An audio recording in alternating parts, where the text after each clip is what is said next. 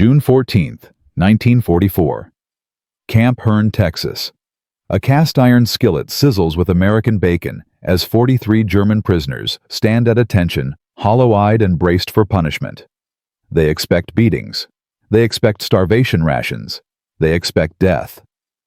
Instead, a red-haired sergeant with a crooked smile says, "Breakfast is ready, boys. Don't be shy." Before the first man reaches the serving line, one prisoner collapses, legs buckling, vision blurring not from hunger, but from something far more dangerous, the realization that everything he'd been told was a lie. Carl Mesner woke up on the morning of June 3, 1944, expecting to die. The freight car stank of vomit and unwashed bodies. Somewhere in the darkness, a man was praying in Italian. Another was crying. Carl pressed his forehead against the splintered wood and tried to breathe through his mouth. 27 days at sea. 3 days on this train. No idea where they were going, except west. Always west. Mesner. The voice came from his left. Klaus Fischer, Panzer driver, 26 years old, stubborn as rust. "You awake?" "Yeah." "What do you think they'll do?" Carl didn't answer. He'd stopped guessing days ago. The British had been cold, but correct processed them, fed them gruel, loaded them onto ships. But America was the unknown. The propaganda said Americans executed prisoners, worked them to death, handed them over to Jewish interrogators who tortured for sport. "I heard they've got camps in the desert," Klaus whispered. "No water, no shade. They just leave you there until—" "Shut up, Klaus. I'm just saying." "I know what you're saying. Now shut up."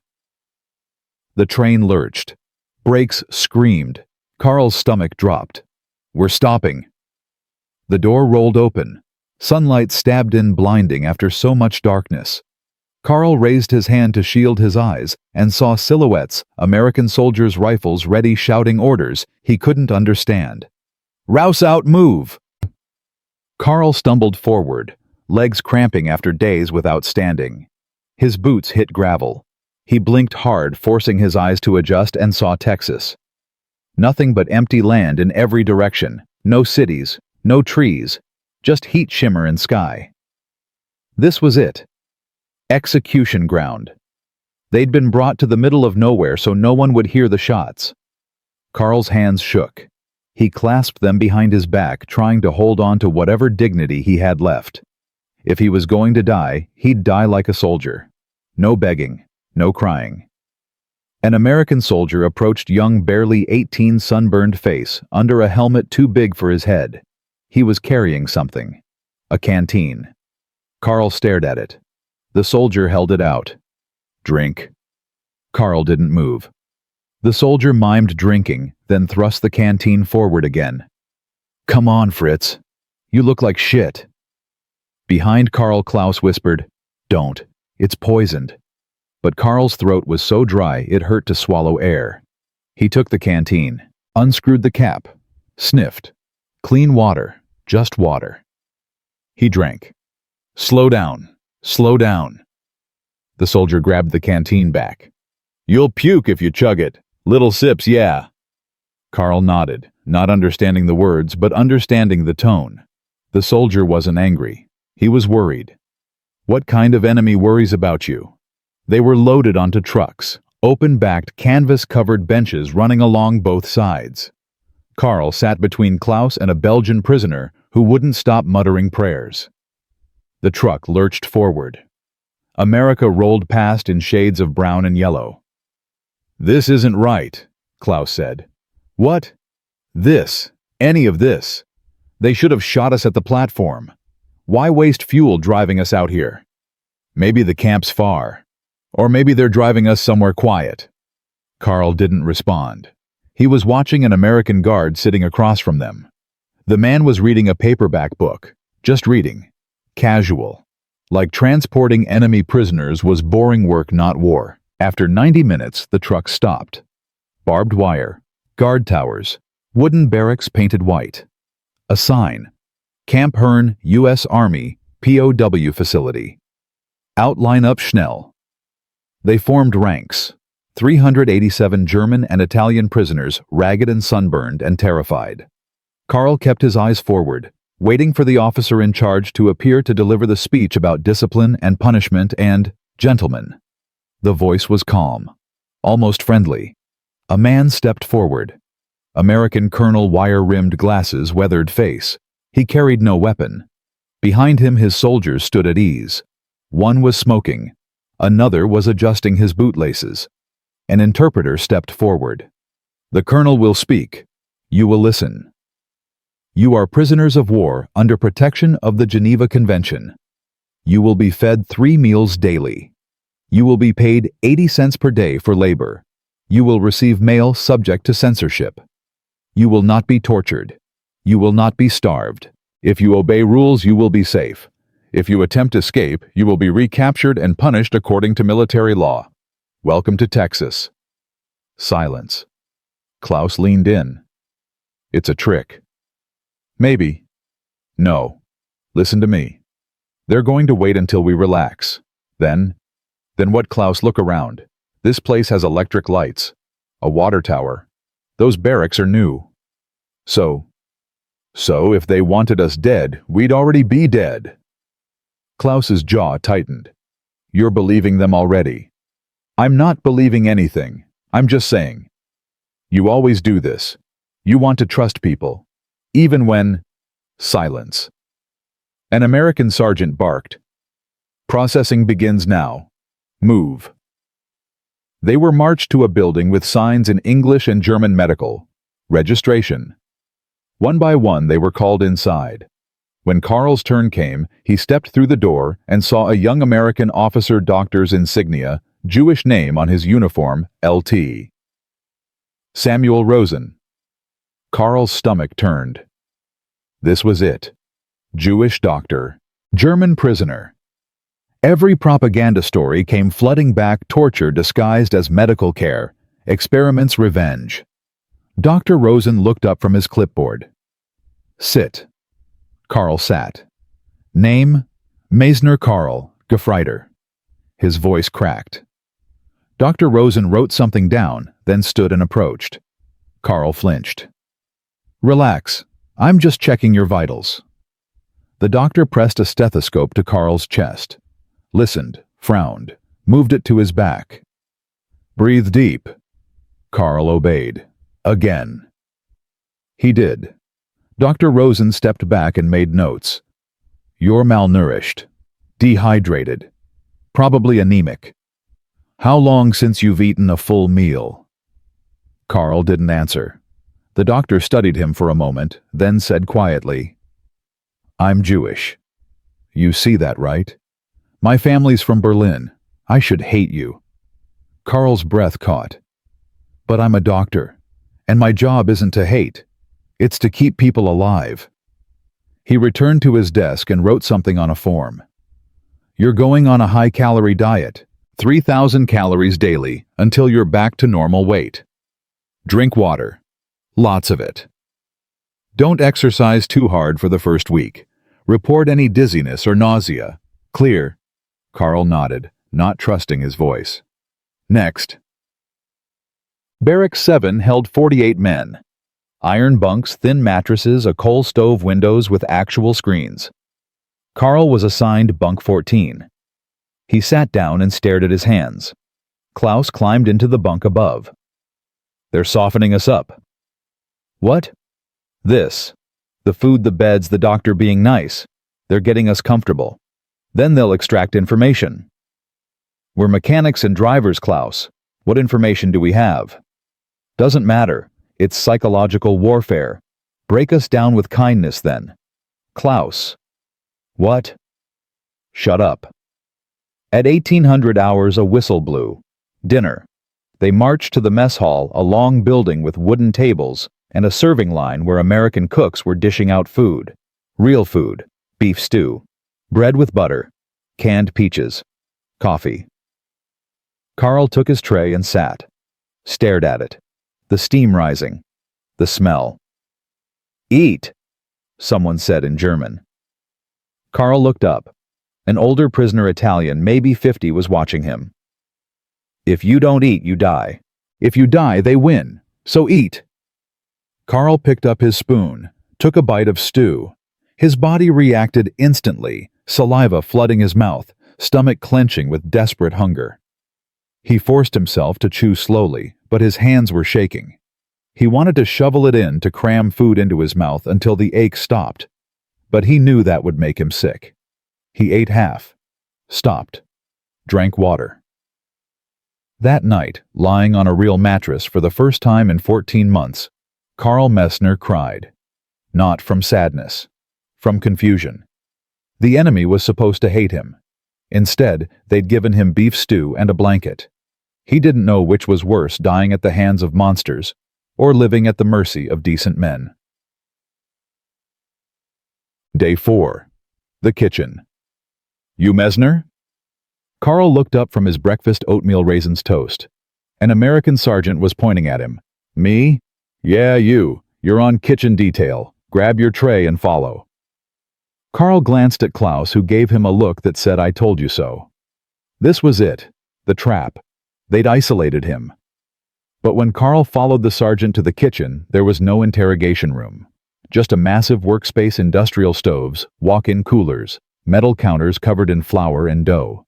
Half a dozen American cooks were working. So were 3 German prisoners wearing aprons and elbow-deep in bread dough. The sergeant stopped in front of a tall man with copper-red hair and a mustache like a Wild West outlaw. Sergeant McIntyre, one more for your crew. The red-haired man looked Carl up and down. You cook? A little. My mother.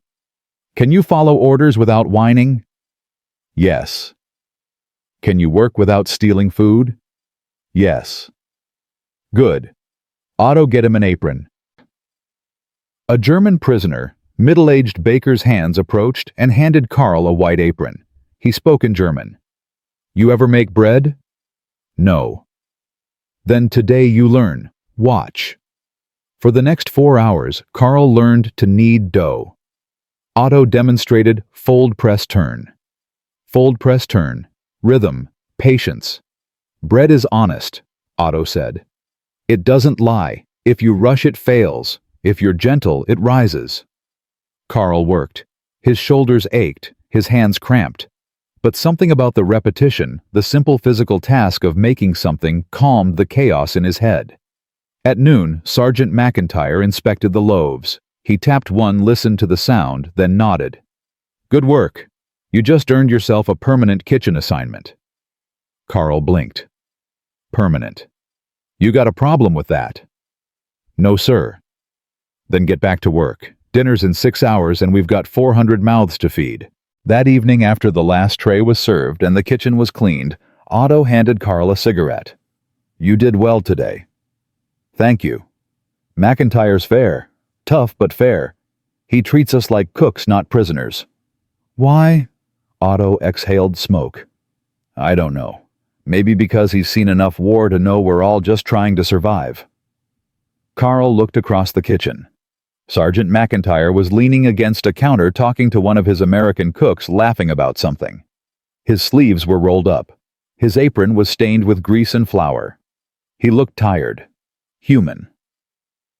What kind of enemy laughs while he's feeding you? Carl said quietly. Otto smiled. The kind that's already won. Hague, June 13th. The decision. We got a problem. Sergeant McIntyre stood in the supply room, staring at 3 crates stamped, Bacon Grade, a USDA certified.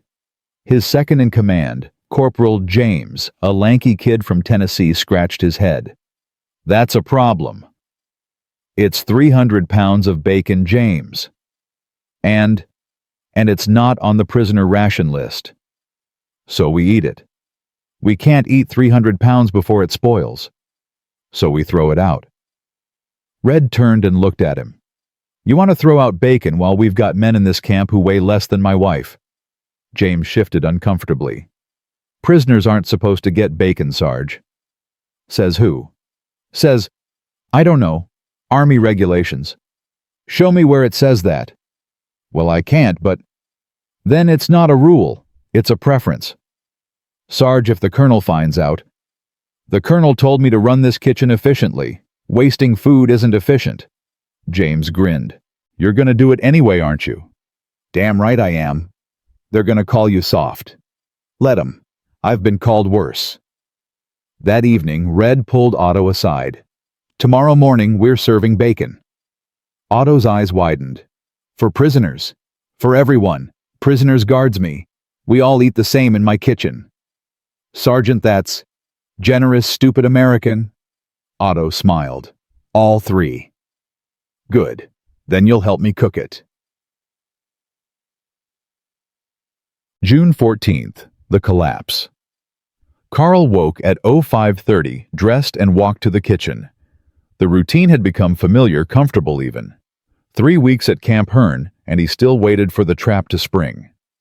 But it hadn't. Every day was the same work, eat, sleep. No torture, no starvation, just boredom and bread dough. When he stepped into the kitchen, Otto grabbed his arm. Today is different. What? You'll see. Red was already at the griddle laying out strips of bacon. Dozens of them. The smell hit immediately, rich, smoky, overwhelming. Carl stopped walking. Keep moving, Otto said. We've got work to do. But Carl couldn't move. His brain had short-circuited. That smell, God, that smell. It was his mother's kitchen on Christmas morning. It was Sunday breakfast before the war. It was every good memory he'd buried under 14 months of fear. Mesner, Red called. You okay? Carl's vision blurred. His chest tightened. This isn't real. This can't be real. Red turned off the griddle and walked over. Hey, you with me? I don't? Carl's legs buckled. Red caught him. Whoa, easy. James, get Dr. Rosen. Now. Carl's knees hit the floor. Red lowered him carefully, keeping a hand on his shoulder. Look at me, son. Eyes on me. Carl tried. His vision was swimming. He heard Red's voice from very far away. You're okay. You're safe. Just breathe. But Carl couldn't breathe. Because for the first time since his capture, he wasn't afraid of dying. He was afraid of hoping. And hope, real hope, was more terrifying than any bullet. The infirmary. Carl woke on a cot. Dr. Rosen was sitting beside him reading a medical journal. Welcome back. Carl's throat was dry. What happened? You fainted. Blood pressure dropped. Shock most likely. I'm sorry. I didn't mean... Don't apologize. It happens. Dr. Rosen closed his journal. Sergeant McIntyre is outside. He wants to talk to you. Carl's stomach twisted. Am I in trouble? No, but he's worried. Which is strange because normally he only worries about overcooking eggs. Dr. Rosen stood and opened the door. Red walked in, carrying a plate covered with a cloth napkin. You passed out before breakfast, Red said, setting the plate down. Figured you might want it now. He lifted the napkin. 3 strips of bacon, 2 eggs, toast. Carl stared. I don't understand. Red pulled up a chair and sat elbows on his knees, looking Carl straight in the eye. Let me make this real simple.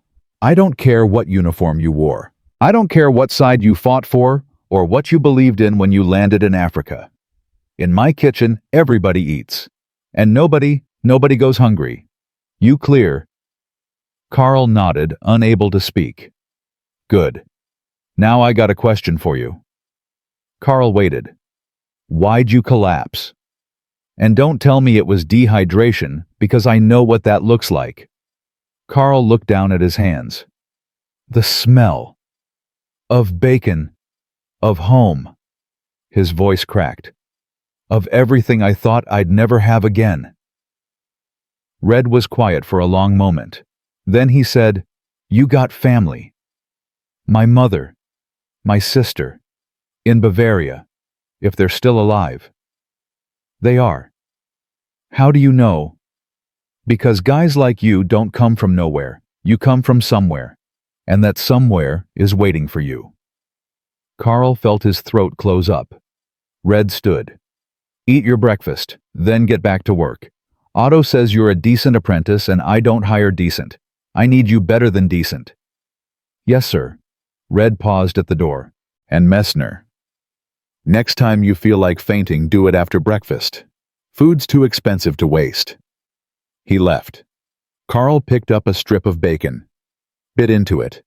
Salt. Smoke. Fat. Memory. He chewed slowly, letting the taste fill his mouth, and realized something that should have been obvious weeks ago. The war was over. Not the shooting war that was still raging across Europe, but his war. The war in his head. The one that said Americans were monsters. The one that said mercy was weakness. The one that said kindness was a lie. All of it gone.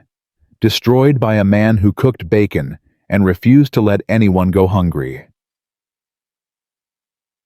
Evening, the carving. That night, Carl couldn't sleep.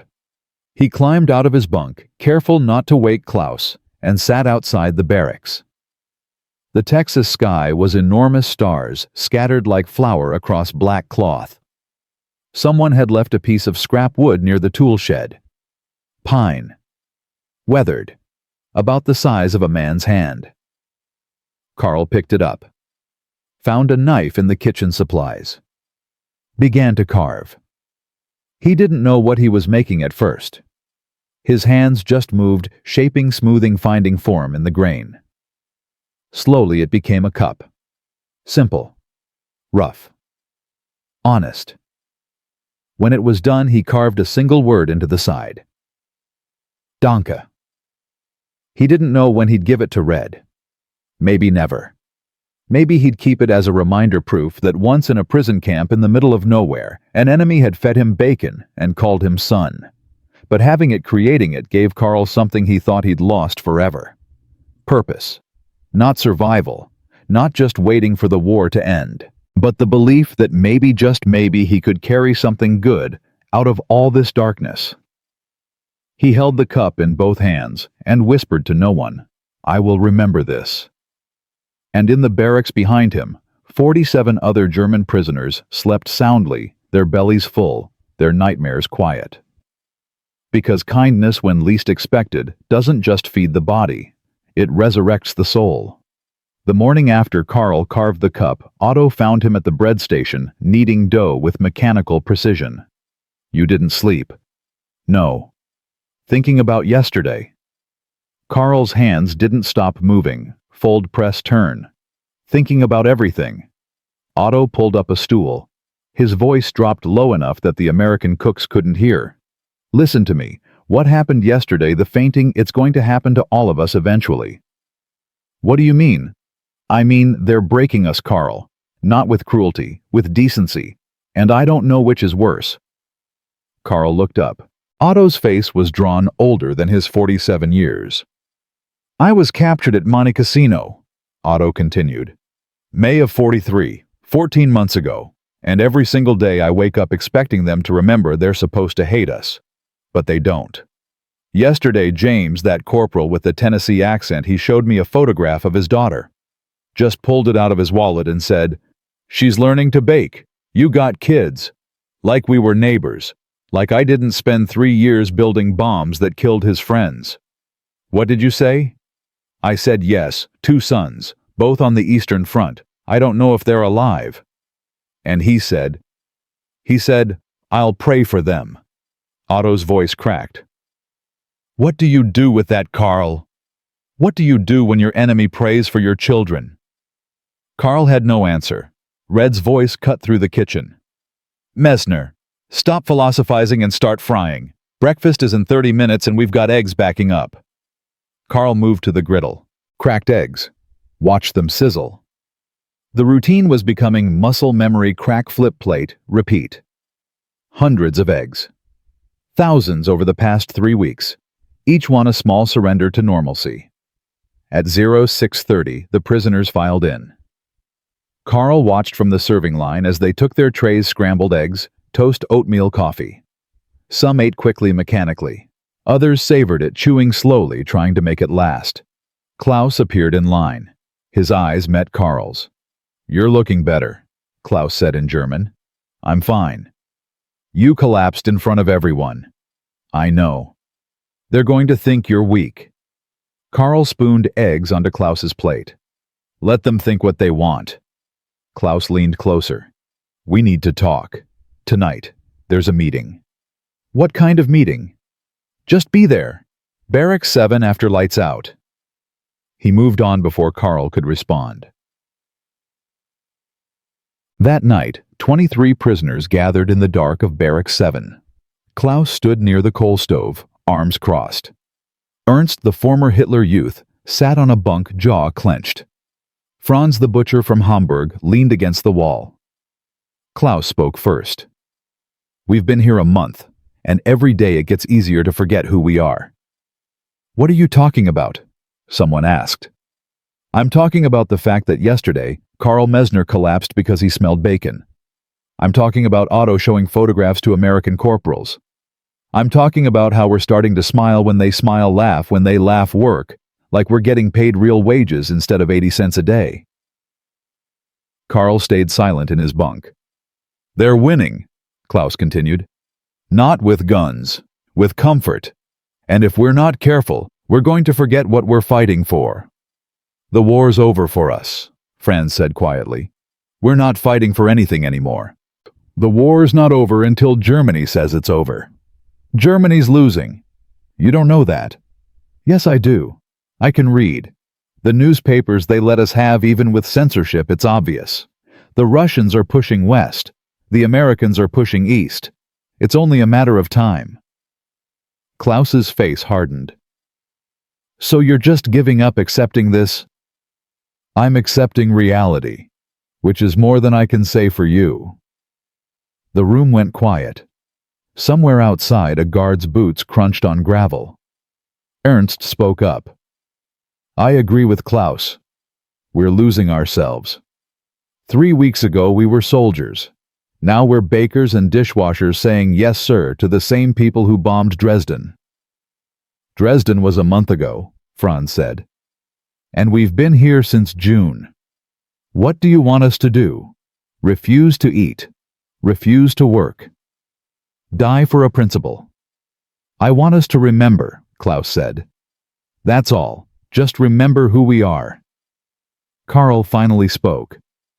"And who are we, Klaus?" Everyone turned. "Are we the men who believed the propaganda, the ones who thought Americans would torture us? Or are we the men eating 3 meals a day in a camp with electric lights and a library?" Klaus's jaw tightened. "Don't lecture me, Carl. You're the one who fainted over bacon." "Yeah, I did. And you know what I learned?" "What?" "That everything we were told was a lie." The words hung in the air like smoke. Ernst stood up. "You're a traitor." "No, I'm awake, and that scares you. You think you're better than us because you work in the kitchen, because you're Sergeant McIntyre's favorite pet." Carl stepped forward. "I think I'm done pretending. We lost. Not just the war we lost. The moral argument the moment we believed we were superior to everyone else. And the Americans are proving it every single day by treating us like human beings, even though we don't deserve it." Klaus moved fast, grabbed Carl by the shirt, slammed him against the wall. "Take it back." "No. Take it back or I'll—" "You'll what beat me. Report me to who the Americans. Go ahead. Tell them the evil prisoner said kind things about them. See what happens." Klaus's fist trembled.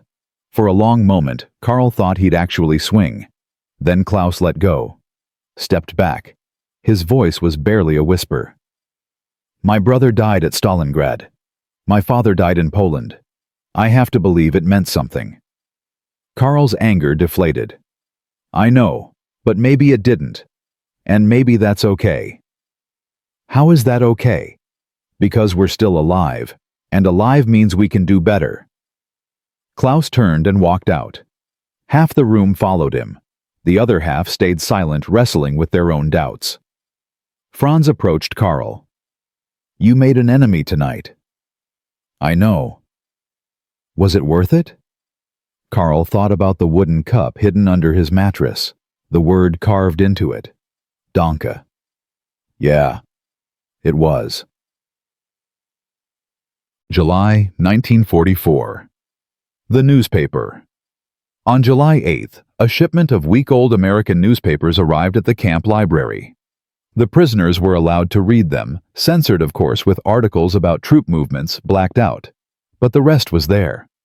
Carl sat in the library that evening, slowly translating an article about aircraft production. The numbers were staggering. In 1943 alone, American factories had produced 898 aircraft. Thousands of bombers, fighters, transport planes. The article described assembly lines in Detroit and Seattle working 3 shifts, 24 hours a day. Beside him, Otto read a different paper. His face had gone pale. Carl. What? Otto slid the newspaper across the table.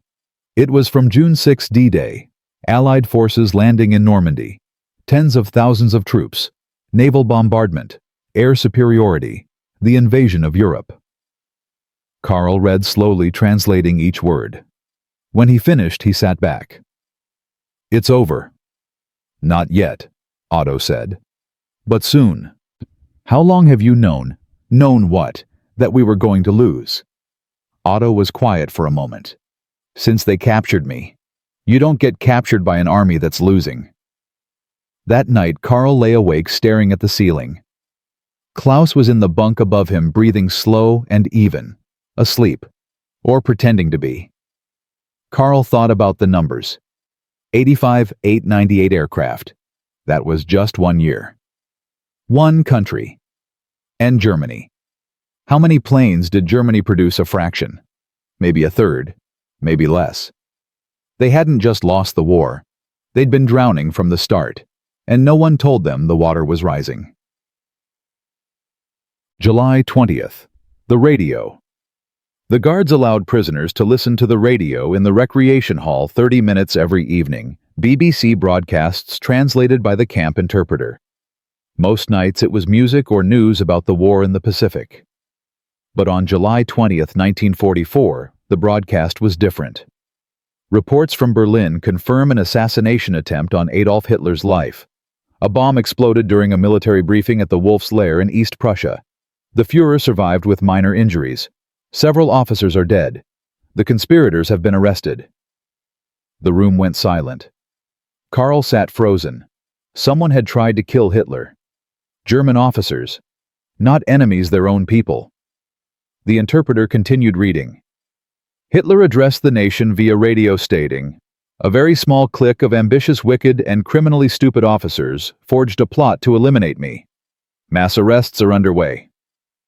Ernst stood up. "It's Allied propaganda." "It's BBC," Franz said. "They don't make things up." "Of course they do. They want us to lose hope." "Or maybe," Carl said quietly, "they want us to know the truth. That even in Germany people are waking up." Ernst turned on him. "You'd like that, wouldn't you? You've been poisoned by this place. By them." He pointed at the American guard standing by the door. "They feed you bacon, and you forget your loyalty." "My loyalty is to truth," Carl said. "And the truth is that officers tried to kill Hitler because they knew he was leading Germany to ruin." "You're a coward." "Maybe, but at least I'm not blind." Ernst stormed out. Half the room followed. The other half stayed staring at the radio like it might explode. Franz leaned over to Carl. "You keep making speeches like that, someone's going to hurt you. Let them try. I'm serious. Klaus and Ernst aren't just angry, they're scared. And scared men do stupid things." Carl nodded. "I know." But he didn't stop. August 1944. The library. The camp library held 400 books, donated by churches, the Red Cross, and American civilians who thought POWs deserved reading material. Most were in English, but 50 were in German novels, philosophy, technical manuals. Carl spent his evenings there, not just reading, but thinking. One night he found a copy of All Quiet on the Western Front, the Erich Maria Remarque novel about World War I. It had been banned in Germany since 1933, labeled degenerate and defeatist. Carl read it in 3 nights. When he finished, he understood why the Nazis banned it. Because it told the truth, that war destroys everyone, that nationalism is a lie sold to young men, that the enemy across the trench is just another scared boy who wants to go home. He thought about Klaus, about Ernst, about every man in this camp who clung to ideology because letting go meant admitting their suffering had been for nothing. Otto found him in the library on the 3rd night. "You've been quiet lately." "Just thinking." "About..." Carl held up the book. "About how many times we've done this. World War I, now World War II. How many more before we learn?" Otto sat down. "Maybe we don't learn. Maybe that's the curse. Every generation thinks they're different, that their cause is just that their war will be the last one. And then 20 years later, their sons are dying in trenches. So what do? We survive, and when we get home, we tell the truth. What if no one wants to hear it?" Otto smiled sadly. "Then we tell it anyway." August 15th, the letter. Red called Carl into his office, a tiny room off the kitchen with a desk, a filing cabinet, and a photograph of his wife Dorothy. "Sit." Carl sat. Red pulled an envelope from his desk drawer. "This came for you." Red cross-forwarded it from the International Committee. Carl's hands shook as he took it. The handwriting was his mother's cramped, careful German script. "Do you want privacy?" Red asked. "No, I might need help translating." Red nodded. "Take your time." Carl opened the envelope. The letter was dated May 12, 1944, 2 months ago. It had traveled across an ocean and half a continent to reach him. "My dearest Carl, I received word from the Red Cross that you are alive and a prisoner in America. I wept when I read it, not from sadness, but from relief. For 14 months I did not know if you were breathing or buried. Now I know. Your sister Anna is well.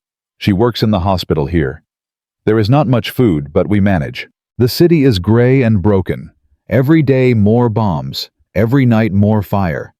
But we endure because we must." Carl. "I do not know what you have seen or what you have done. I do not know if you are the same boy who left us in 1942. But I want you to know you are forgiven. For everything. Come home when you can. We will rebuild. Together. Your mother." Carl's vision blurred. He read it again, then a 3rd time. "Good news?" Red asked. "She's alive. They're both alive." "That's real good, son." Carl folded the letter carefully. "Sergeant, can I ask you something?" "Shoot." "Why do you do this?" "Do what?" "Treat us like we're worth something. We're the enemy. We spent years trying to kill you." Red leaned back in his chair, hands behind his head. "You want the honest answer or the one that makes me sound noble?" "Honest. Because I've seen what hate does. My daddy fought in the First War, came home missing half his leg and all his joy. Spent the rest of his life angry at Germans, angry at the government, angry at God. And you know what that anger did? Nothing. Didn't bring back his leg, didn't change the past, just poisoned him from the inside out." Red leaned forward. "So when they gave me this job feeding prisoners, I decided I wasn't going to let hate poison me. I was going to cook food, good food, and feed whoever needed feeding. Simple as that." Carl's throat tightened.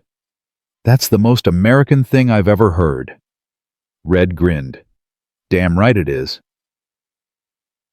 September 1944. The cup. On September 3rd, Carl finished the wooden cup. He'd spent 2 months carving it, 30 minutes here, an hour there, whenever he had free time. The wood was smooth now, polished with oil from the kitchen. The word Danke was clear and deep. He waited until the end of his shift after the dinner rush, when Red was alone in the kitchen, wiping down counters. "Sergeant," Red turned. Yeah. Carl held out the cup. I made this for you. Red took it, turning it over in his hands. His eyes found the word. What's it mean? Thank you. Red was quiet for a long moment. Then he set the cup down carefully and looked Carl in the eye. You didn't have to do this. I know. But you did anyway. Yes. Red picked up the cup again, ran his thumb over the carving. I'm gonna keep this. And when I'm old and gray and my grandkids ask me about the war, I'm gonna show them this cup and tell them about the German kid who made me remember why we fought. Carl's voice broke. Why did you fight? So that one day you could go home and carve cups for your own kids. Red extended his hand. Thank you, Carl. They shook hands, prisoner and captor, enemy and friend, two men who never should have met but did, and in meeting changed each other. September 10th, the news from home. Another letter arrived, this time from Anna, Carl's younger sister. Her handwriting was shakier than their mother's. Carl, things are worse than Mother wants you to know. The city is rubble. Food is scarce. Last week they evacuated our neighborhood because the front is moving closer. We are staying with Aunt Greta now. But that is not why I write. I write because yesterday I saw something I cannot unsee. They brought wounded soldiers to the hospital. Not German soldiers, prisoners. Russian, Polish, half-starved. One man had numbers tattooed on his arm. When I asked the doctor, he said, labor camp. He said it like it was normal, like it was policy. Carl, what did we do? What did Germany do while we were looking away? I don't know if you'll answer this. Maybe you can't. Maybe you don't know either. But I had to ask. Anna. Carl read the letter 3 times. Then he walked to the latrine and vomited. That evening, he found Otto in the library. Have you heard about the camps? Carl asked. Otto didn't look up from his book. Which camps? The labor camps. In Poland. In Germany. Otto closed the book slowly. Yes. How long have you known? Since Casino. The British told us. They had photographs, documents. And you didn't say anything. What was I supposed to say, Carl? That everything we believed was built on mass murder, that we fought for monsters. Carl sat down heavily. My sister saw prisoners, tattooed, starving. I'm sorry. No, don't apologize. Just tell me, did you know? Before the war, did any of us know? Otto was quiet for a long time. Some did, most didn't, and the ones who didn't know chose not to ask questions. That doesn't make it better. No, it makes it worse. Carl put his head in his hands. What do we do now? We live, we remember, and when we go home, we make sure it never happens again. That's not enough. I know, but it's all we have. Bad. That night, Carl lay awake in Barracks 7, listening to Klaus snore above him. Outside, the Texas wind rattled the windows. Somewhere in the camp, a guard was singing low and off-key something about a girl in Tennessee. Carl thought about his mother, his sister, the prisoners with tattooed arms, the officers who tried to kill Hitler, the Americans who fed him bacon. He thought about the wooden cup sitting on Red's desk in the kitchen, and he realized something that should have been obvious from the beginning. Hate is easy. It requires no thought, no empathy, no effort. You just point at someone different and say, they're the enemy. But mercy, real mercy, is terrifying. Because mercy requires you to see the enemy as human. And once you see them as human, you can't unsee it. The Americans had given him that gift, not deliberately, not as strategy, but by simply feeding him breakfast and asking about his mother. And now Carl had a choice. He could cling to the lie, the comfortable fiction that Germany was noble, that the war was just that, suffering had meaning. Or he could accept the truth that he'd fought for monsters, that his friends had died for nothing, that the only way forward was through the pain of reckoning. It wasn't a fair choice, but it was the only one. In the darkness of Barrack 7, Carl Mesner closed his eyes and made a promise to the person he used to be. I will not forget. I will not lie. And when I go home, I will tell the truth, no matter how much it hurts. Because in the end, even in hunger and darkness and fear, there are still hearts that whisper hope. And hope once awakened cannot be silenced. The promise Carl made to himself lasted exactly 6 days. On September 16, 1944, Klaus cornered him in the latrine after breakfast. No one else was there. Just the two of them and the smell of lye soap. I need to know something, Klaus said. His voice was low, dangerous. Are you working for them? Working for who? The Americans? Are they paying you? Promising you something? Carl turned from the sink. What are you talking about? You spend all day in that kitchen. You eat with them. You laugh with them. You made that sergeant a gift. So I need to know, are you a traitor or just stupid? Carl's jaw tightened. I'm neither. Then explain it to me. Explain why you're so eager to forget who you are. I haven't forgotten anything. I've just stopped lying. Klaus stepped closer. Careful, Mesner. Or what you'll report me to who the Americans who feed us 3 meals a day and let us read newspapers? Go ahead. There are other ways to deal with traitors. Carl felt his pulse quicken. Is that a threat? It's a fact. You think you're safe because you cook their food? You're not. Accidents happen in kitchens. Knives slip. Fires start. They stared at each other for a long moment. Finally, Carl spoke. You know what I think, Klaus? I think you're terrified. Not of me. Of the truth. Because if everything we believed was a lie, then your brother died for nothing. Your father died for nothing. And you can't accept that. Klaus's fist connected with Carl's jaw before he could move. Carl stumbled backward, hitting the wall. His vision blurred. He tasted blood. Klaus grabbed him by the shirt. Take it back. No. Klaus hit him again. Carl's head snapped to the side. Pain exploded behind his eyes. Take it back. No.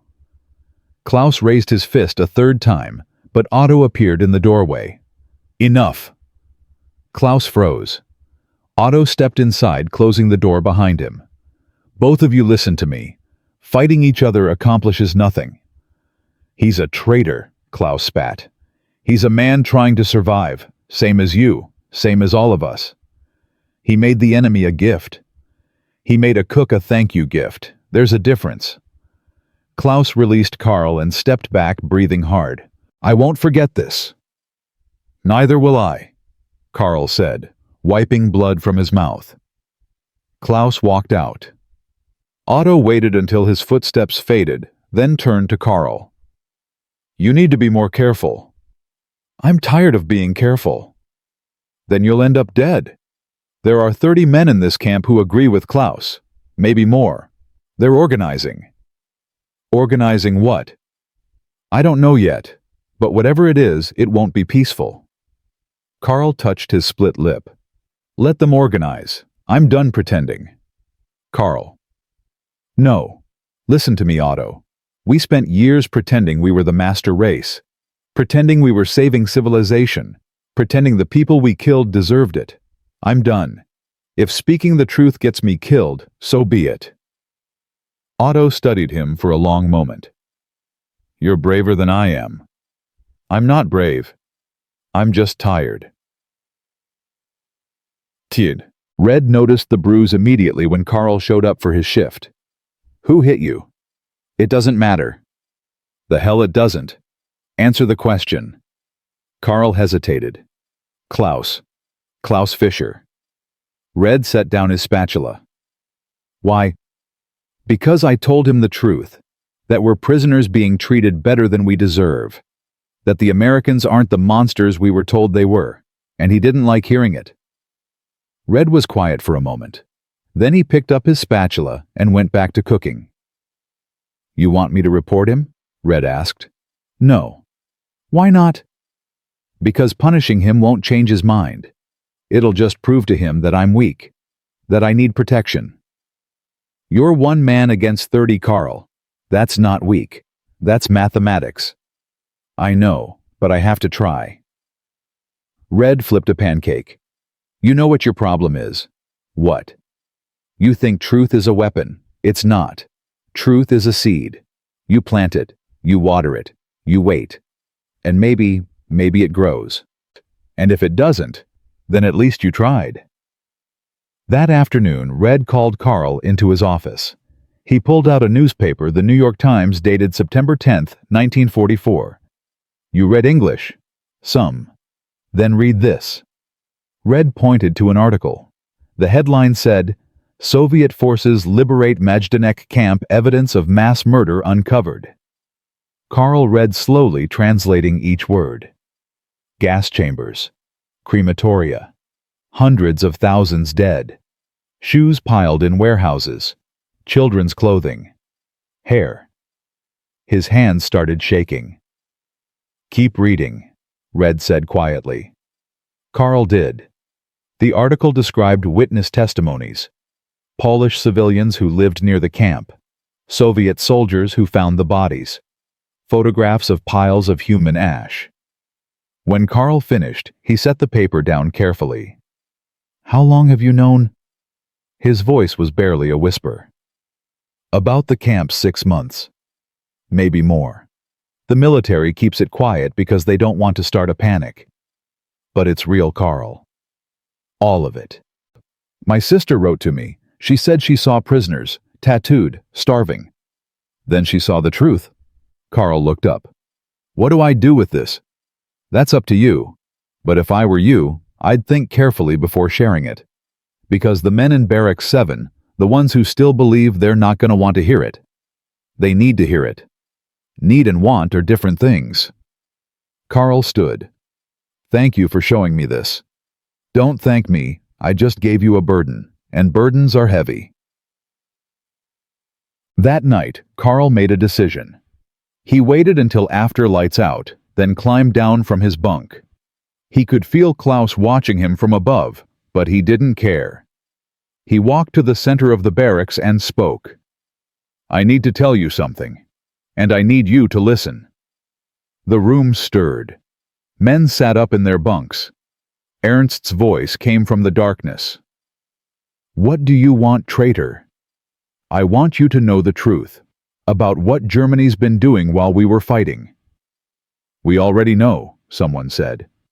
We were winning until we weren't winning, and we weren't fighting for anything noble.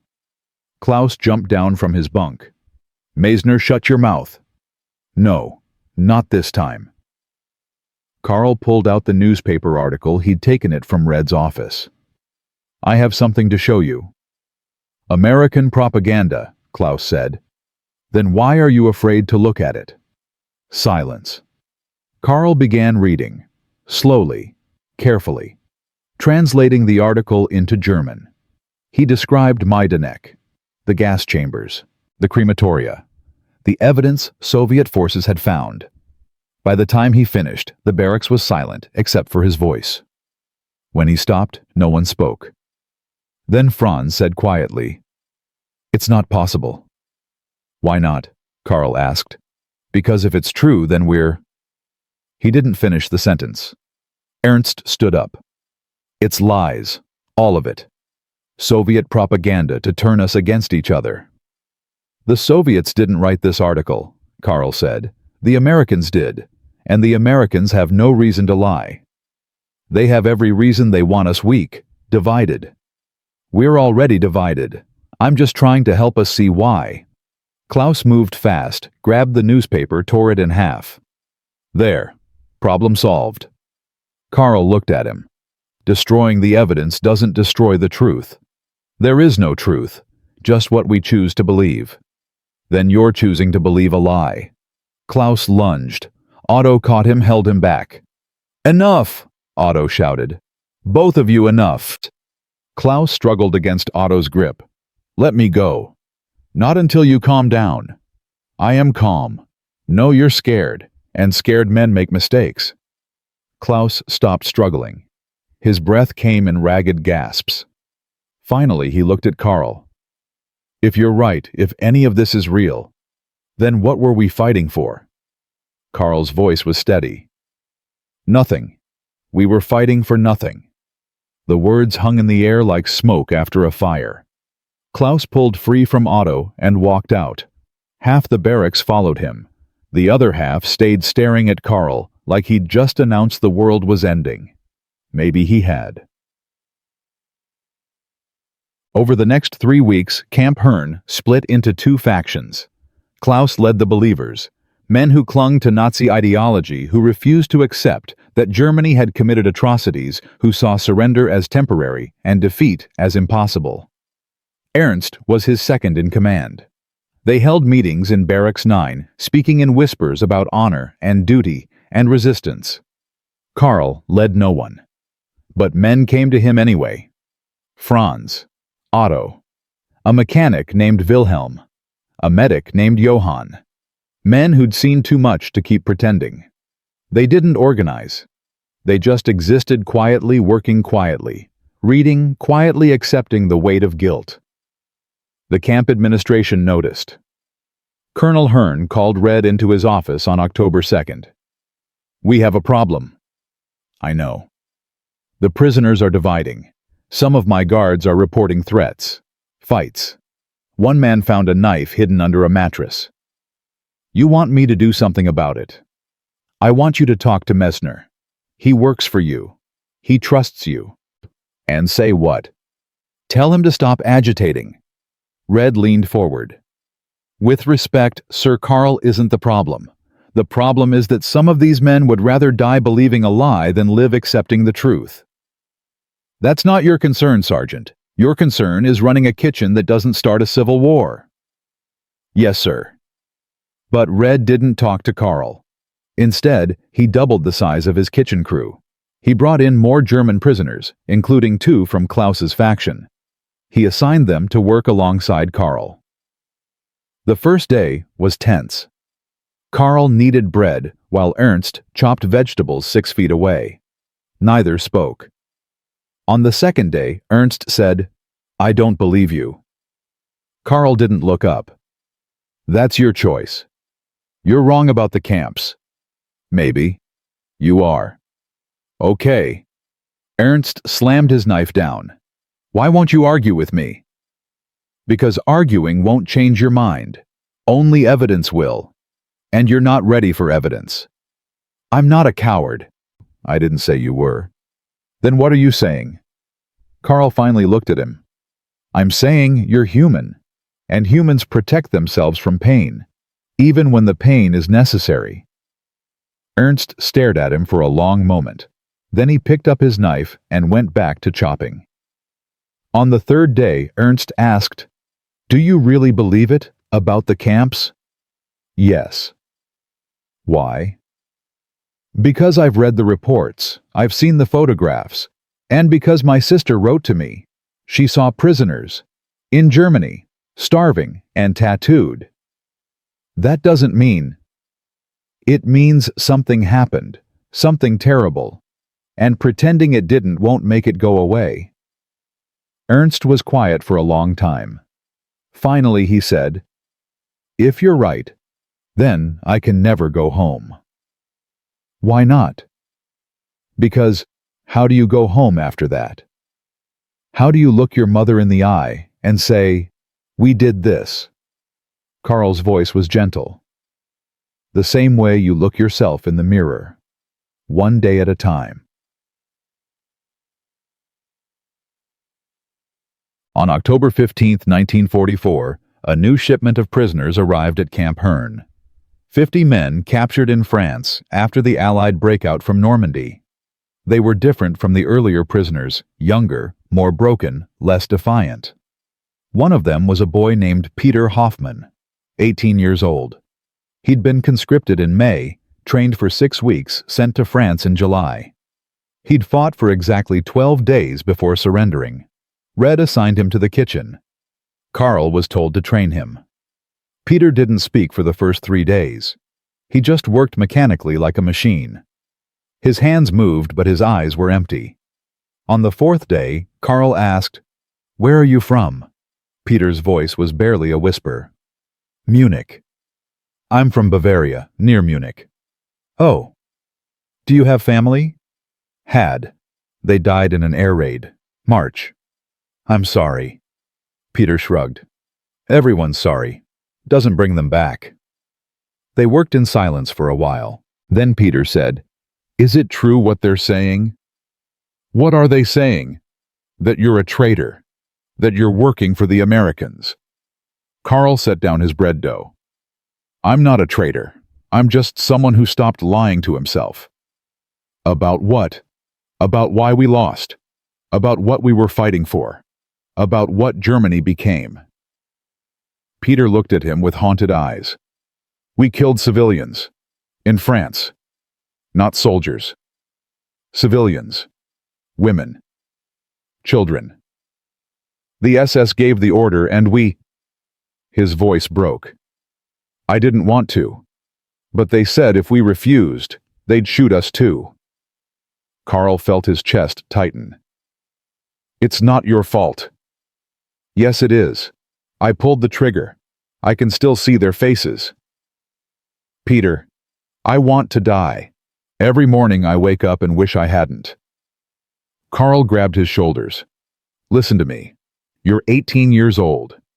You were conscripted into a war you didn't start for a cause you didn't choose. What happened in France, that's not on you. That's on the men who gave the orders. But I obeyed.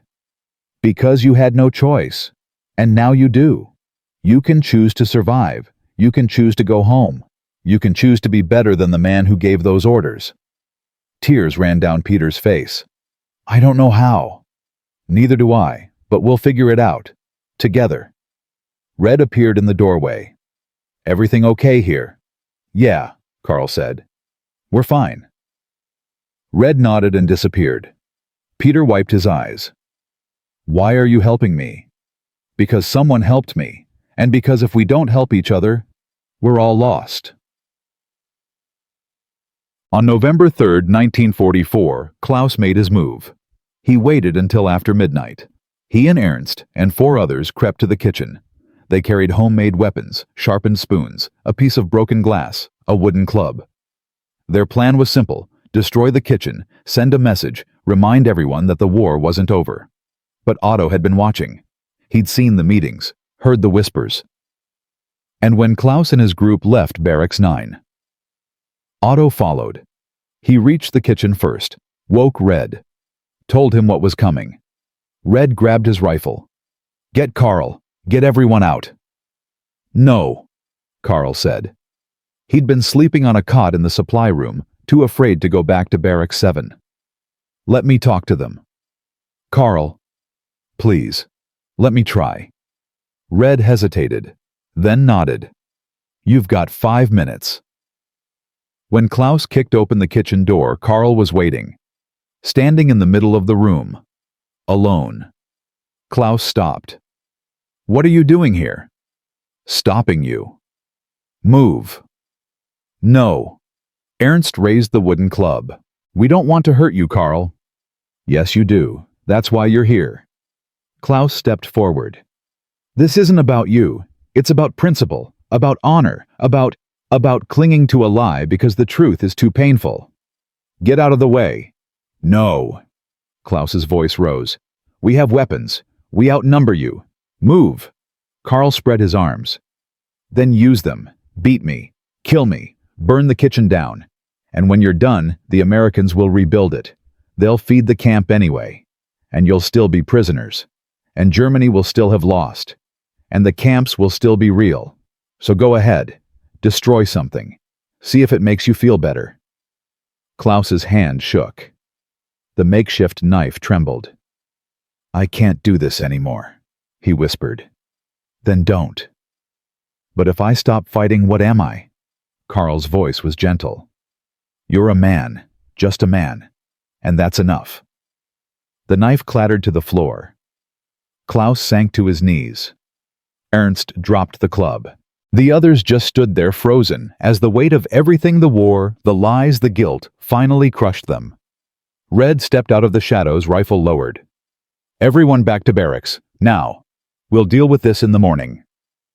They went, broken, defeated, but alive. Carl picked up the knife Klaus had dropped, studied it, then set it on the counter and walked outside. The Texas sky was enormous stars scattered like salt across black cloth. Carl tilted his head back and breathed. Otto joined him. "You took a hell of a risk." "I know. Could have gotten yourself killed." "I know that too." "So why'd you do it?" Carl thought about Peter, about Ernst, about Klaus breaking down on the kitchen floor. Because someone has to speak the truth, even if no one wants to hear it, especially if no one wants to hear it. Otto smiled. "You've changed, Carl Mesner." "So have you." "Yeah, I guess we all have." They stood there in the darkness, two men who'd been enemies, then prisoners, and now finally something close to free. Because in a camp built to hold bodies, truth had become the key that unlocked chains. And in whispers that traveled across barbed wire and through barracks and into hearts that had been hardened by war, that truth was spreading. Hate is loud. Mercy is quiet. But mercy always, always outlasts the noise. The kitchen incident changed everything and nothing. Colonel Hearn didn't punish Klaus, didn't separate the factions, didn't even acknowledge it officially. But the next morning, he reassigned work details so that believers and doubters worked side by side in the fields, in the laundry, in the motor pool. "You want to hate each other," he told his officers. "Do it while you're being productive." By December, the camp had settled into an uneasy truce. Klaus and Ernst still held their meetings in Barracks 9, but the attendance had dropped from 30 to 11. The rest had quietly drifted away, not convinced but exhausted. War fatigue had finally caught up with ideology. Carl noticed it in small ways. The way men stopped arguing about Hitler, the way they read newspapers without tearing them up, the way they asked questions instead of shouting slogans. Peter was the clearest example.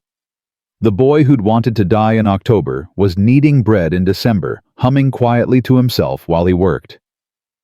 "You seem better," Carl said one morning. Peter shrugged. "I'm not, but I'm pretending. And maybe if I pretend long enough, it'll become real." "That's not a bad strategy. Red taught me that. He said his father used to tell him, 'Fake it till you make it.' I didn't understand it first, but now I think I do. You can't wait to feel better before you act better. You have to act better first, and the feeling follows." Carl smiled. "You're smarter than you look." "I'm 18 and I've killed people. I should be smart by now." The smile faded. "Peter, it's okay. I'm learning to live with it, with Otto's help." "Otto. He comes to the barracks at night, just sits with us, me and a few others, and we talk about what we've done, what we've seen. He doesn't judge, just listens. I didn't know he was doing that. He doesn't advertise it, says some wounds need quiet to heal." That evening, Carl found Otto in the library reading a technical manual on diesel engines. "Peter told me what you've been doing." Otto looked up. "It's nothing. It's not nothing. They're just boys, Carl. Boys who got handed rifles and told to kill. Somebody needs to tell them they're not monsters." "And you volunteered?" "No, they asked, and I couldn't say no." Carl sat down across from him. "How do you do it? Carry their pain on top of your own." Otto closed the manual. "I don't carry it. I just sit with it. There's a difference." "I don't understand." When someone tells you their worst memory, they're not asking you to fix it. They're asking you to witness it, to confirm that it happened and that they survived. That's all. So I witness, and then I go to bed and I sleep, because witnessing isn't the same as owning. You make it sound simple. It's not, but it's necessary. Christmas came to Camp Hearn on December 25, 1944. The prisoners were allowed to attend a church service conducted by a German-speaking chaplain from San Antonio. 90 men showed up. Klaus and his remaining followers boycotted. The chaplain was an old man 70, if he was a day, with white hair and trembling hands. He spoke in a thick Bavarian dialect that made Carl homesick. "I will not lie to you," the chaplain began. "Your country is losing. Your cities are burning. Your families are suffering. And many of you carry guilt for what Germany has done. I know this because I carry it too. I left Germany in 1936, but I am still German. And what my people have done, what we have done, it will take generations to forgive." The chapel was silent. But today is Christmas. And Christmas is about a baby born in a stable to parents who had nowhere else to go. It is about God choosing to enter human suffering, not to explain it or justify it, but to share it. And if God can descend into the mess we've made, then perhaps we can too. Perhaps we can choose to be better than we were. Not perfect, just better. He paused, looking out at the assembled prisoners. "You are not monsters. You are men, broken men, guilty men, but men nonetheless.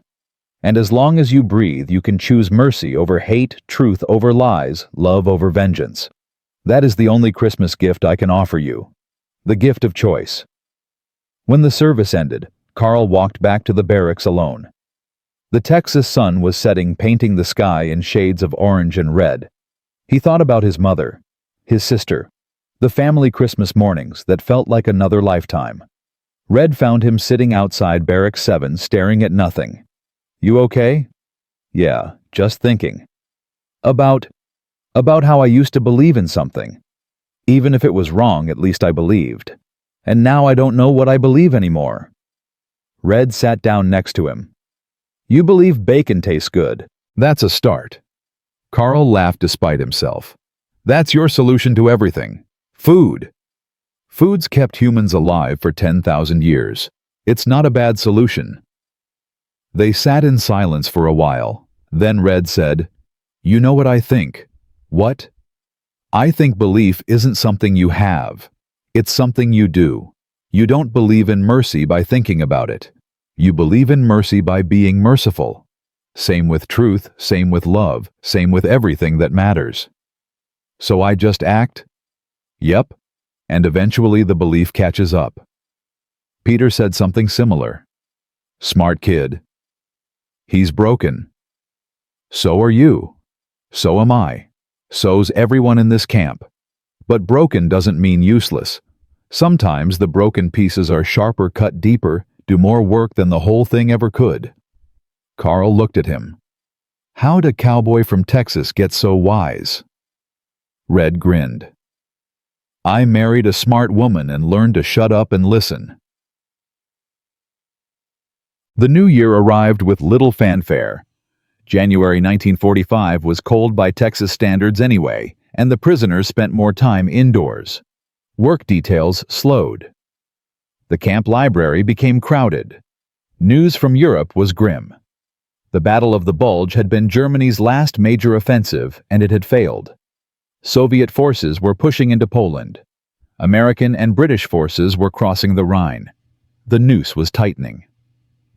On February 3rd, Carl received another letter from Anna. This one was 3 pages long, written in cramped handwriting on both sides of the paper. "Carl, I don't know if this letter will reach you. Mail service is collapsing. But I have to try. The Russians are close. We can hear artillery at night. Mother wants to flee west, but there's nowhere to go. The roads are packed with refugees. People are dying in the snow. Children. Old people. Everyone. The hospital where I work is overwhelmed. Not with soldiers anymore, with civilians. Burns. Starvation. Frostbite. We have no medicine, no bandages, just prayers, and even those feel empty. Carl, I need you to know something. If I don't survive this, I need you to know that I understand now. About the camps, about what we did. A Soviet soldier came to the hospital last week, wounded prisoner of ours, barely alive. The doctor refused to treat him, said, "Let the animal die." I disobeyed. I cleaned his wounds, gave him water. And do you know what he said to me, spasibo? Thank you, in Russian, with tears in his eyes. I've spent 3 years treating German soldiers. Good men, most of them. Boys, really. And I thought we were the good ones. The civilized ones. But we weren't. We were just people. And people are capable of anything. I'm sorry I didn't see it sooner. I'm sorry I looked away. If you survive and I don't tell Mother I loved her, tell her I tried. Anna. Carl read the letter 4 times. Then he folded it carefully and put it in his footlocker next to the wooden cup. That night he couldn't sleep. He kept seeing Anna's face, kept imagining her in a collapsing hospital surrounded by dying civilians trying to save a Russian soldier while the world burned. At 0200 hours he gave up and walked to the kitchen. Red was already there smoking a cigarette and staring at a newspaper. "Can't sleep either?" Carl asked. "Nope." "What's in the paper?" Red slid it across the counter. "Yalta Conference. Churchill, Roosevelt, Stalin. Dividing up Europe. Germany's not even defeated yet. Doesn't matter. They're already planning what comes next." Carl sat down. "My sister wrote to me. The Russians are close to Munich. She thinks she might die." Red stubbed out his cigarette. "I'm sorry, Carl." "She saved a Russian soldier, disobeyed orders to do it." "Sounds like she's your sister." "What do you mean?" "I mean courage runs in families. You stood up to Klaus. She stood up to her doctor. Same blood." Carl felt his throat tighten. "I wish I could help her." "You can't, but you can honor her by being the kind of man she'd be proud of." "How do I do that?" "You already are." March brought warmer weather and darker news. American forces crossed the Rhine on March 7th. Soviet forces were 30 miles from Berlin. The Reich was collapsing in real time, and everyone knew it. Even Klaus knew it. On March 15th, he approached Carl in the mess hall. They hadn't spoken in 4 months. "Can we talk?" Carl looked at him warily. "About what?" "About being wrong." They walked to the edge of the camp, where the barbed wire met empty land. A guard watched from the tower but didn't intervene. Klaus spoke first. "I read your letter. The one from your sister." "How did you—" "Otto showed me. With your permission, he said." Carl nodded slowly. Otto had asked 2 days ago. Carl had agreed. "I'm sorry," Klaus said, "for hitting you, for threatening you, for being a coward." "You weren't a coward, you were scared." "Same thing." "No.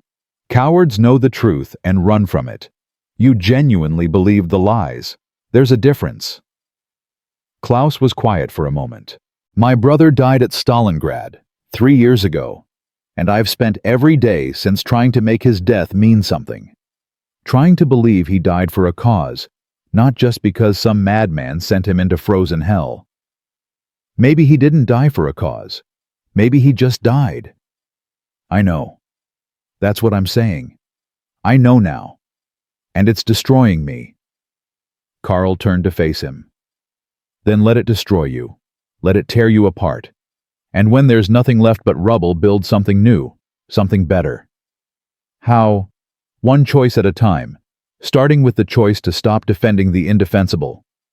Klaus nodded slowly. "I don't know if I can go home, not after this. Neither do I. But we have to try." They stood there in silence, 2 men who'd been enemies, then strangers, and now finally something resembling allies. "For what it's worth," Klaus said, "you were right, about everything, and I'm sorry it took me so long to see it. It's worth a lot." On May 7, 1945, at 14:30 hours, the camp loudspeaker crackled to life. "Attention all personnel. General Eisenhower has accepted Germany's unconditional surrender. The war in Europe is over. Repeat, the war in Europe is over." Carl was in the kitchen washing dishes. He stopped mid-scrub, water dripping from his hands. Red set down his spatula. "Well, that's that." Otto appeared in the doorway. His face was unreadable. "It's over," he said. "Yeah. We lost." "Yeah." Otto sat down heavily. "What do we do now?" Red spoke before Carl could. Now we eat. Because war or no war, men still gotta eat." That evening, Colonel Hearn announced that the next day, May 8th, would be a day of recognition. A special meal would be prepared. All prisoners would attend. Red called his kitchen crew together. "Tomorrow we're cooking the best damn meal this camp has ever seen. Fried chicken, mashed potatoes, cornbread, gravy, pie, and bacon. Lots of bacon." "Why?" Ernst asked. "Because the war's over, and if we're going to start fresh, we might as well start with a good meal." They worked through the night. Carl, Otto, Peter, Ernst, and a dozen others peeling potatoes, seasoning chicken mixing batter. Red moved between stations, tasting, adjusting, teaching. At 0400, when the bacon hit the griddles, the smell drifted across the entire camp. Men woke, stepped outside, breathed deep. Klaus stood outside Barracks 9, tears streaming down his face. Not from sadness. From something else. Something he couldn't name. At 0700 on May 8, 1945, 400 German prisoners filed into the mess hall. They formed lines. They waited. Red stood at the head of the serving line, Carl beside him. One by one, the men came forward. Red served each plate personally, 3 pieces of chicken, a scoop of potatoes, 2 slices of cornbread, and 3 strips of bacon. When Carl reached the front of the line, Red paused. "You did good, son." "So did you." "Yeah, we both did." Carl took his tray and sat down. Klaus sat across from him. Otto sat beside him. Peter sat to his left. They ate in silence. Not the silence of hatred, but the silence of exhaustion. The war was over. Germany had lost, and they were still alive.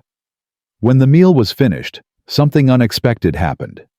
Wilhelm, a former mechanic from Dresden, stood up. He began to sing, "Ein feste Burg ist unser Gott." A mighty fortress is our God. It was a hymn, old, Lutheran, something every German child learned. One by one, others joined. The sound grew 40 voices, then 80, then 100. American guards stood at attention. Some of them knew the melody. A few hummed along. Red walked to the center of the mess hall. He didn't speak German, didn't know the words, but he knew what he was hearing, not defiance, but surrender, not pride, but grief. When the singing ended, Carl stood. He walked to the serving line, reached into his pocket, and pulled out the wooden cup. He held it out to Red. Red took it, turned it over, read the word carved into the side. "Danke." "I made it for you," Carl said, "months ago, but I didn't know when to give it. Now I do." Red's eyes were bright. "I'll keep this, always." "I know." They shook hands, prisoner and captor, enemy and friend. 2 men who'd met in the worst of circumstances and found the best in each other. Colonel Hearn stepped forward. He raised his hand, and the room fell silent. "Gentlemen, the war is over. Germany has surrendered, and you are still prisoners, but you are not enemies, not anymore. You are men, and men deserve dignity. You've had that here, and you'll continue to have it until you're repatriated. I don't know when that will be, months, maybe years. But until then, you are under the protection of the United States Army. And that protection means something. Welcome to peace, gentlemen. May we all remember how we got here." The room erupted not in cheers, but in something quieter. Relief, exhaustion, gratitude. Carl walked outside. The sun was rising over Texas. The sky was enormous blue and clear and endless. Klaus joined him. "What do we do now?" Klaus asked. "We go home. We rebuild. We tell the truth. And if no one listens, we tell it anyway." They stood there as the sun climbed higher, 2 men who'd been on opposite sides and were now finally on the same one. Because freedom had arrived, not with guns or treaties, but with a meal, with mercy, with the simple act of one man feeding another and calling him son. And though it had come too late for millions who'd vanished into snow and ash and silence, it had come in time for them. In time to remember that hate ends loudly, but peace, real peace, begins with a whisper. And sometimes peace tastes like bacon on a Texas morning. The meal on May 8th was supposed to mark the end, but endings are never clean. Repatriation took time, months, then years. The Allied powers couldn't agree on what to do with hundreds of thousands of German POWs scattered across America. Some were sent to France for reconstruction labor, others to Britain. Most waited. Carl waited in Camp Hearn for 14 more months. During that time, the letters from home stopped coming. He wrote to his mother every week, carefully worded letters that the censors approved but received no response. He wrote to Anna. Nothing. He wrote to his uncle in Frankfurt. Silence. Otto sat with him one evening in July 1945, watching Carl stare at blank paper. "Maybe they're just displaced," Otto said. "The mail system's a mess. Half of Germany doesn't have functioning post offices. Or maybe they're dead." "Don't think like that." "Why not?" "It's possible. Anna said the Russians were close. Munich fell in April. And after that..." He didn't finish. Otto was quiet for a moment. "My sons haven't written either. I have to believe they're alive. Because if I don't, I'll go insane." "How do you do it? Keep believing." "I don't know. I just wake up every morning and choose to believe for one more day. And then I go to bed and do it again." Red found them there, an hour later, still sitting in silence. "You two look like somebody died." "We don't know if anybody did," Carl said. "That's the problem." Red pulled up a chair. "Listen to me, both of you. You're gonna drive yourselves crazy waiting for news. So here's what you're gonna do instead. You're gonna work. You're gonna cook. You're gonna live. And when news comes good or bad, you'll deal with it. But you can't live in the waiting. The waiting will kill you faster than any bullet." "Easy for you to say," Otto muttered. "Your family's safe." "Is it my brother's in the Pacific? Haven't heard from him in 3 months. Could be dead. Could be wounded. Could be fine. I don't know. So yeah, I know what waiting feels like. And I'm telling you, don't wait. Live." Carl looked at Red. "You make it sound simple." "It's not simple. It's just necessary." Over the next 6 months, Carl followed Red's advice. He worked, he cooked, he taught new prisoners captured SS officers who arrived bitter and defiant how to knead bread. He didn't preach to them, didn't argue, just showed them how to fold dough and let the work speak for itself. Peter became his assistant. The boy who'd wanted to die now ran the breakfast shift with quiet efficiency. "You ever think about what you'll do when you go home?" Peter asked one morning in December 1945. "Every day." And, "I'll open a bakery, like Otto, somewhere small, somewhere I can control." "Why a bakery?" Carl thought about it. "Because bread is honest. You can't lie to bread. If you rush it, it fails. If you're patient, it rises. There's a lesson in that." Peter smiled. "Red taught you well." "Red taught me everything that matters." In January 1946, the first transport ship arrived. 50 prisoners were selected for repatriation, mostly those captured in 1943, those with clean records, those deemed denazified. Carl's name was on the list. Otto's wasn't. They stood outside Barracks 7 on the morning of January 12th, saying goodbye. "I'll see you in Germany," Carl said. "Maybe, if they ever let me leave." "They will. You've been here 3 years. You've done your time." Otto gripped Carl's shoulder. "Listen to me. When you get home, you tell the truth. About the camps, about what we did, about what happened here. Don't let them forget." "I won't." "Promise me." "I promise." Red drove Carl to the train station in Hereford. They didn't talk much, just sat in the truck cab watching Texas roll past brown land, endless sky, the same view Carl had seen when he arrived 19 months ago. At the station, Red handed Carl a package wrapped in brown paper. "What's this? Open it when you get on the ship. Not before." "Red, just trust me." They shook hands. Then Red pulled Carl into a hug, quick, awkward, but genuine. "You're gonna be okay, son." "How do you know?" "Because you're strong. Stronger than you think." Carl climbed onto the train, found a window seat, watched Red standing on the platform, hand raised in farewell, until the train rounded a bend and he disappeared. Carl didn't cry. He'd used up all his tears months ago, but he felt something crack inside him, not breaking, but opening, making room for whatever came next. The ship left from New York on January 20th, 1946. Carl stood on deck with 200 other repatriated prisoners, watching the Statue of Liberty fade into fog. That night, alone in his bunk, he opened Red's package. Inside was a photograph. Red and Dorothy standing in front of a white house, smiling. On the back, Red had written, "You're always welcome. 4782 Sycamore Street, Amarillo, Texas."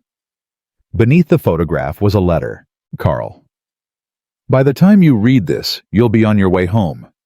I don't know what you'll find there. I hope you find your mother and sister alive and well, but if you don't, if the worst happened, I want you to know something. You changed me. I started this war thinking I was just a cook, just a guy flipping eggs and serving food. But you taught me that feeding someone isn't just a job, it's an act of faith. Faith that people can be better. Faith that mercy matters.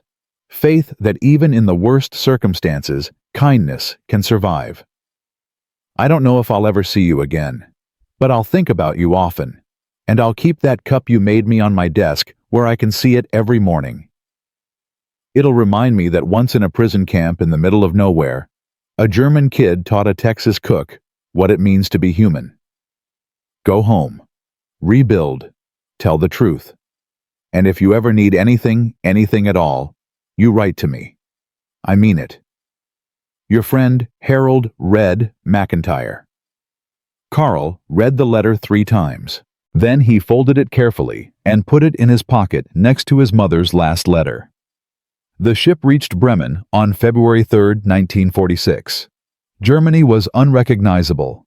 Cities were rubble. Infrastructure was gone. Millions of displaced persons wandered roads, searching for family, for home, for any remnant of the lives they'd lost. Carl took a train south, or what passed for a train. Freight cars with broken windows, no heat, standing room only. It took 4 days to reach Munich. 4 days of cold and hunger and silent, hollow-eyed Germans who wouldn't meet each other's eyes. Munich was worse than he'd imagined. Entire neighborhoods reduced to brick and ash. The cathedral still stood somehow, its spires defiant against the gray sky. But everything else, shops, houses, schools, was gone. He walked to his mother's street, found the building number, or where the building number used to be. Now it was just a crater filled with frozen mud. Carl stood there for an hour, maybe 2. He couldn't tell. Time had stopped meaning anything. A voice spoke behind him. "You looking for someone?" Carl turned. An old woman, 70 at least, wrapped in 3 coats and a threadbare scarf. "My mother, Anna Mesner. She lived here." The woman's face softened. "I knew Anna. Good woman. Kind." "Is she dead?" April 1945. American bomb. "She was in the cellar when the building collapsed. Died instantly. I'm sorry." Carl nodded. He'd known. Deep down he'd known since the letters stopped. But knowing and hearing are different things. "My sister Anna Younger worked at the hospital. Also gone. She stayed to treat wounded soldiers, ours and theirs, when the Russians came. Some SS officer executed her for treason. March, I think. Maybe April." Carl's legs gave out. He sat down on a chunk of concrete, head in his hands. The old woman sat beside him. "Your sister was a hero," she said quietly. She saved a Russian boy 17 shot in the stomach. The officer said she was wasting medicine on subhumans. She told him to go to hell. He shot her right there in the hospital. Carl couldn't breathe, couldn't think, couldn't feel anything except a vast hollow emptiness where his family used to be. "I'm sorry," the woman said again. Then she stood and walked away, leaving Carl alone in the ruins. He sat there until dark. Then he walked. He didn't know where he was going, just walked. Through rubble, through crowds of refugees, through what was left of Munich. At some point he found himself at the Hofbräuhaus, or what remained of it. The beer hall where Hitler had given his first speeches. Now it was just walls and broken glass. Carl stood in the doorway and thought about everything that had started here. The rallies, the promises, the lies. And he thought about Anna defying an SS officer to save a Russian boy. And he thought about Red serving bacon to prisoners who didn't deserve it. And he realized something: hatred destroys everyone. The haters and the hated, the victors and the defeated, everyone. But mercy saves whoever it touches. He pulled out Red's letter, read it again by the light of a street lamp that still miraculously worked. "You changed me." No, Carl thought. You changed me. He found a hostel run by the Red Cross, got a cot, slept for 12 hours. When he woke, he knew what he had to do. He found work at a bakery in the Schwabing district, a tiny shop run by a widow named Frau Engel. She hired him because he knew how to make bread properly, with patience and precision. "Where'd you learn?" she asked. "America. I was a prisoner." She studied him for a moment. "And they taught you to bake." "They taught me a lot of things." He worked there for 2 years, saved money, learned the business. And in 1948, he opened his own shop 3 blocks away. Called it Brotladen der Hoffnung, Bread Shop of Hope. On the wall behind the counter, he hung a photograph. Red McIntyre standing in his kitchen at Camp Hearn, grinning under his cowboy hat. Customers asked about it. "That's the man who saved my life," Carl said. "How?" "He fed me breakfast." Most people didn't understand, but some did. And those who understood became regular customers. They brought their children, told them stories. And slowly, very slowly, Carl's Bakery became a place where people talked about the war honestly. Not the propaganda version, the real version. Otto arrived in Munich in 1949. Carl hired him immediately. "Both my sons died," Otto said on his first day. "Stalingrad and Kursk. I'm the last of my line." "I'm sorry." "Don't be. I'm not dead, and as long as I'm not dead, I can be useful." They worked side by side for 20 years. In 1969, Carl suffered a heart attack. The doctor said he'd survive, but he needed to slow down. "You should retire," Otto said, "and do what? Write, tell the story, before it's forgotten." So Carl wrote, slowly, painfully, in German and English. He wrote about Camp Hearn, about Red, about the wooden cup, about Anna defying the SS officer, about Peter learning to knead bread, about Klaus collapsing in the kitchen. In 1972, a German publisher accepted the manuscript. The book was called Danke Erinnerungen eines Kriegsgefangenen, Thank You Memories of a Prisoner of War. It sold modestly, a few thousand copies, but the people who read it remembered. One of those readers was a museum curator in Munich. In 1975, she contacted Carl. "We're opening an exhibition on reconciliation. Would you be willing to donate something? I don't have much." "You have your story." Carl thought about it. Then he said, "I have something better." The next day, he mailed her the wooden cup, the one he'd carved in 1944, the one he'd given to Red. Red had kept it for 30 years. When he died in 1974, heart attack age 62, Dorothy had found Carl's address in Red's papers and mailed the cup back to Germany. "He wanted you to have this," she wrote. "He looked at it every morning for 30 years. said it reminded him why he chose mercy over hate. The museum displayed the cup in a glass case with a placard. Wooden cup, carved 1944, symbol of reconciliation between American guard Harold "Red" McIntyre and German prisoner Carl Mesner. Donated by Carl Mesner, 1975. Thousands of people saw it. School groups, veterans, historians. Carl visited once a year. He'd stand in front of the case and remember. In 1987, an American journalist writing a book about POW camps tracked Carl down. "Mr. Mesner, people say you were changed by your experience." How? Carl thought for a long time. "I learned that hate is easy and mercy is hard. I learned that the enemy is just another human being who's been told different lies. And I learned that food, simple, honest food, can be more powerful than any weapon." What do you want people to remember about Camp Hearn? That it's possible, even in war. Even when you have every reason to hate, it's possible to choose kindness. Red McIntyre proved that. And if he could do it, a cowboy from Texas who had every reason to hate Germans, then anyone can. Do you forgive Germany? For what happened? Carl's voice was steady. Germany doesn't need my forgiveness. Germany needs to remember, to tell the truth, to teach its children what happens when hate becomes policy. That's the only forgiveness that matters. The journalist's article ran in The Atlantic in 1988. It was titled, "The Cook Who Served Bacon to His Enemies." The response was overwhelming. Letters poured in from America, Germany, Israel, Poland.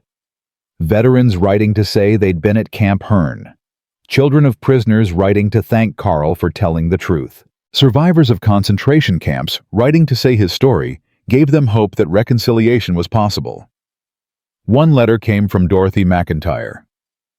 "Dear Carl, Red always said you were the bravest man he'd ever met. I didn't understand what he meant until I read the article. You didn't just survive the war, you survived the peace. And that's harder. I'm 82 now, not much time left. But I wanted you to know Red loved you like a son. He talked about you until the day he died. Said you taught him that courage isn't about fighting. It's about choosing mercy when mercy seems impossible. Thank you for that. Thank you for giving my husband a reason to believe in humanity. With love, Dorothy McIntyre." Carl framed the letter. Hung it next to Red's photograph in the bakery. In 1995, on the 50th anniversary of VE Day, the German government invited Carl to speak at a memorial ceremony in Berlin. He stood on a stage in front of 5,000 people, Germans, Americans, Russians, British, and told the story of the bacon morning, of collapsing in the kitchen, of Red serving him a plate and calling him son, of carving the cup, of learning that mercy is stronger than hate. "I was taught to fear Americans," Carl said. "I was taught they were my enemies. And then one of them fed me breakfast. And in that moment, everything I'd been taught collapsed. Because you cannot hate someone who treats you with dignity. You cannot fear someone who feeds you when you're hungry.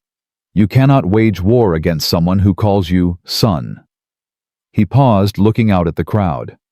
"My mother died in an American bombing raid. My sister was executed by an SS officer for showing mercy to the enemy. I have every reason to hate, but I don't, because hate is what started this war, and mercy is what ended it.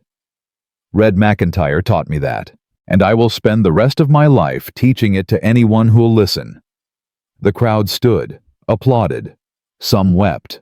After the ceremony, a young German student approached him. "Mr. Mesner, what do we do now? How do we make sure it never happens again?" Carl looked at the student, 16, 17 maybe, the same age Anna had been when she died. "You remember. You tell the truth. And when someone tries to sell you hate disguised as patriotism, you remember that once upon a time, your country believed those lies. And it led to the deaths of millions. Memory isn't just history, it's resistance. It's the refusal to forget. And as long as we remember, we can choose better. Is that enough? I don't know. but it's all we have. Carl Mesner died on December 3, 1998, at age 78. His funeral was attended by 300 people: bakers, veterans, historians, students. Otto had died 5 years earlier. Klaus had died in 1982. Peter, who'd become a teacher, gave the eulogy. "Carl taught me that survival isn't enough," Peter said. "That we have a responsibility to the dead. To remember them, to honor them by being better than they were allowed to be. He lived that belief every day, and because of him I learned to live it too." The wooden cup remains in the Munich Museum. Next to it, a new placard was added in 1999.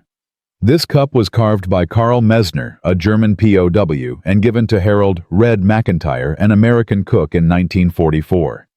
It represents the choice both men made to see humanity in the enemy. Their story reminds us that even in war, mercy is possible, and that the smallest acts of kindness can echo across generations. Every year, thousands of visitors stand in front of that case. Students, veterans, families. And every year some of them leave changed. Because the story of the cook who served bacon and the prisoner who carved a cup isn't just history.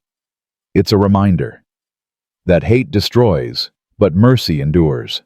That war ends loudly, but peace begins in whispers. That the choice to see another person as human, even when everything tells you they're your enemy, is the most powerful choice we can make. Camp Herne was built to hold prisoners, but it became a place where men learned to be free. And that freedom, the freedom to choose kindness over cruelty, truth over lies, mercy over vengeance, is the only freedom worth fighting for. The cup sits behind glass now, silent, small, ordinary. But if you look closely, you can still see the word carved into the wood. Danke. Thank you. For the meal, for the mercy, for the reminder that we are all in the end just humans trying to survive. And sometimes survival begins with breakfast. If you believe their names must be remembered, if you believe that Carl Mesner and Harold "Red" McIntyre deserve to be more than footnotes, share this story. Write their names in the comments below. Tell someone what you learned, because memory is resistance. And the only way hate wins is if we forget that mercy is always possible. Even on a Texas morning, even over bacon, even between enemies, especially between enemies.